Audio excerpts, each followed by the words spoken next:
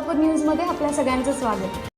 काही लोक मानसिक त्रास देऊन छळ करीत असून त्यांना कठोर शिक्षा व्हावी असा मजकूर टाईप करून मोबाईलवर स्टेटसमध्ये आरोपींची नावे लिहून एका युवकाने पहाटे झाडाला दोरीच्या साहाय्याने गळफास घेऊन आत्महत्या केली।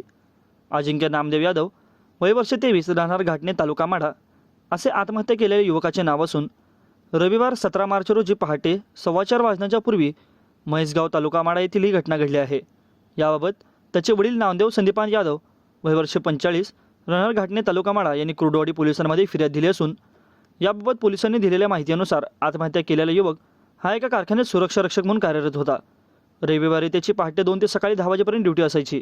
या दरम्यान त्यांनी आपल्या मोबाईलवर स्टेटस ठेवून माझ्या मरणास 4 जण कारणीभूत असून त्यांनी माझा मानसिक छळ केला आहे, त्यांच्यावर कठोर कारवाई व्हावी अशी मागणी करत कोणाकोणाकडे किती पैसे येणे बाकी आहेत हे देखील या स्टेटसमध्ये लिहून त्यांनी रविवारी पहाटे 4:15 पूर्वी चिंचेच्या झाडाला दोरीच्या साहाय्याने गळफास घेऊन आत्महत्या केली।